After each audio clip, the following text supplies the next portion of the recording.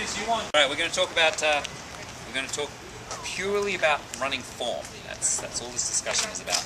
First thing we're going to do is understand what regular shoes do for you or not, and it's important for a good running form to have good balance.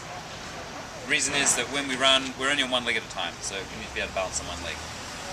And if you can't do this quite comfortably, then you don't have good balance, which means you probably need to work a little bit on your balance and your stability. So good runners will have good core strength and good hip stability. You should be able to be on one leg quite comfortably. So in fact, let's just see how good our balance is. Who thinks they have good balance? Anyone think good balance? Let's find out. Alright. Now when I say, but not until I say, I want everyone to close your eyes, okay? So if you can stand on one leg for, okay, close your eyes. If you can stand on one leg for 30 seconds with your eyes closed, you have good balance. Right. If you can't, if you have to put your foot down, you have to stop. Or if you flail around wildly, you have to stop. Basically, this is a balance test. It's a very common one actually. We use it for octogenarians to see if they don't have to close their eyes though. Okay, so clock's still running. If you can do this on one leg for 30 seconds, okay, you can stop. If you could do that, you have good balance. Who could do that? All right. It's about usually about 10%. 10% of the population can do it. Runners should be able to you can do it. Good. You've been in shoes for a while, right? Look at this. The Newton people could do it. Amazing. Imagine that. Not really that amazing, but I'll explain that later. All right. Go ahead and take your shoes off. Yeah, thanks for putting them off. Now take them off. Fortunately, you guys are all good at following directions. Just be careful with bare feet, especially the acorns. Don't tread on these. These will break a toe or break a metatarsal. These are the things that barefoot runners are concerned about. Things like acorns. They'll really hurt you. Now, put your shoes in front of you like I have mine, toe to toe in front of you. Are they toed out, or are they pointing straight, or are they pointing in?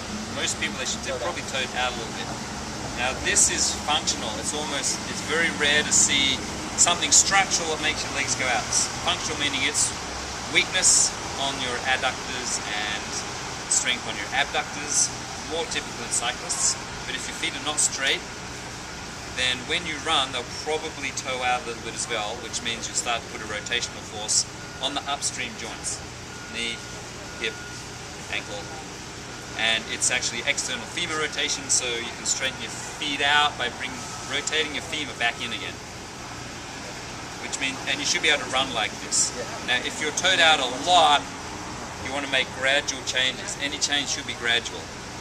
Any change. Alright, so now we're flat on the ground. This should feel quite comfortable. You should be able to stand quite straight. Go ahead and stand with your heels on the front of your shoes.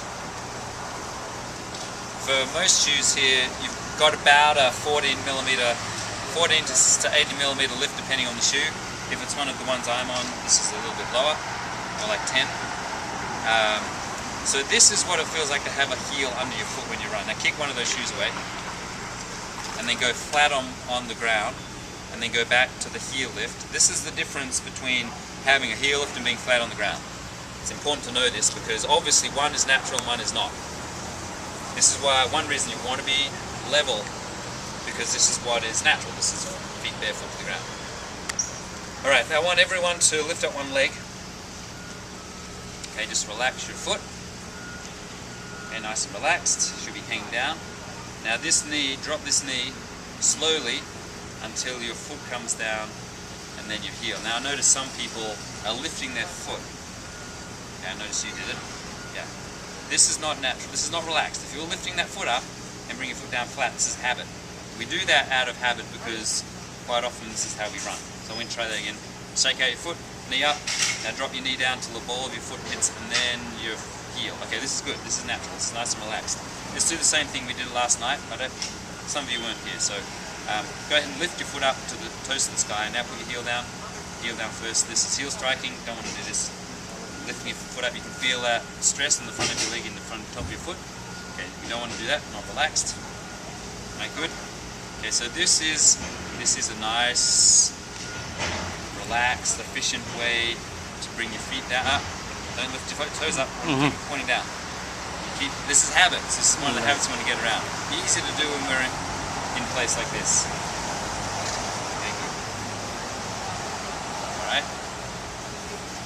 And now let's do the same thing. Make sure it's clean under your feet. Same thing now. I want everyone to run in place just slowly. Same thing. Forefoot then heel. Okay, good. Easy to do. Excellent. Great. Thank you. I have my little handbook here. It's in Dutch though, so it's probably going to help you. When we're running in a natural fashion, we want to always be relaxed. We want to eliminate the inefficiencies. So we're talking about efficient running as well. Running barefoot, if we all started running right now, which we might just do, everyone take your socks off. This will help. Position your training.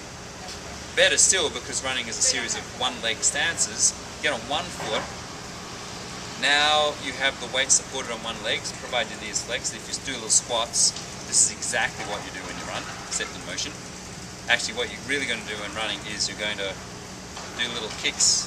Right now, this is a running motion. Should be up nice and straight. Stand up straight. There you go. Okay. So this is running, and this is training. Make sure everything's straight. Okay. See how your leg is twisted behind you? This one? Yep. There you go. Keep it straight. Because if your leg is twisted, then you're starting to twist everything. You want to keep everything nice and straight. Good running, efficient running is symmetrical. So any time you're standing and you want to get to be a better runner, it's a good idea to do what? Get on one leg and do little running squats. Check out line. Waiting for a bus or a train. So any time you're standing, this is what you should do. Washing the dishes, brushing your teeth. It'll make you, seriously, it'll make you a better runner. In fact, if you do that for not very long, you feel it working your legs. You probably feel it, right? That's good. It means you're getting the muscles to activate. You're training. Because running is a series of one-leg stances, so this is what we want to train for. Okay, do that again. Okay, now what happened with your hips? Okay, so if you find your hips drop, like this, you want to strengthen your the stabilizers around your hips, and you want to make sure you go down straight. Okay, so everything should be done with good form. And if you have trouble, you need to practice. So if you can't go up and down with nice level hips, then you need to practice and get some strength. You see runners who run a lot because everything's nice and straight. Scott, right? Yeah, so Scott's a great example of everything being straight. Nice and straight. And if you can't keep nice and straight, you need to practice. Alright, so for good running form, balance. Let's start with the head. This is very simple. Head should be upright and balanced. It's quite a big weight, up to 8 pounds, depending how big your head is. Big fat heads like mine might be a little heavier. If this weight moves around, it's going to alter how your body balances. Quite common to see runners with their head down. That's not very good. You want to head up nice and straight. Here's a tip, an easy way to get this position. Get 3 fingers, points of your collarbone, palm and second finger, and then your index finger under your chin. You should be able to stand in a relaxed position like this. If you feel your head's going up, that means your head is dropped. This puts your head in a good position. Another way to think about it is when you start to run, you start to lean a little bit. Look 20 to 30 yards ahead of you as you start to run.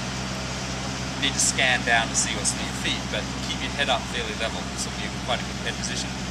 Shoulders should be relaxed. Arms should be relaxed as well, about 90 degrees, depending on running speed. As you run faster, your arms come up a little higher, but somewhere between your nipple line and your waistline is about right, at about 90 degrees. This is about right. There's going to be something in between. You don't want to cross your center line. You don't want any of this. Okay, Scott, do what you're doing because that was nice. No, yeah, so don't do that, and then go what you were doing before. This is good. This is exactly right, nice and straight. None of this business. When you start to do this, you start to sway. So this sends energy the wrong way. You do this, everything goes straight. Okay, everyone try that. Try doing this. See what happens to their upper body. It starts to move around a lot, right? You probably even feel it at your knees. So you're starting to torque your body. You want to go straight. So, head balance, shoulders relaxed, arms about 90 degrees, moving straight back and forward. Hips level. A lot of runners don't have level hips. In fact, if your heel goes up, what happens to pelvis? It rolls forward, rotates forward. Unless you engage your core flat, it's relatively easy. So we want to have nice engaged core. And when we're running, it's a nice athletic position, like every other sport in the world, except for walking. race walking, or what else? What sport are you not in when you're on both feet? Can you think of a sport where you're not in this slightly athletic position? Skiing, golf even, water skiing. No, water skiing is different because you're not on the ground, you're on something soft. Snow skiing, shooting hoops. All sports, right? We're always like this. Except for one. Well, you're not 2 feet on the ground. So. Oh yeah. 2 feet on the ground. Speed walking. Well, yeah, race walking doesn't apply.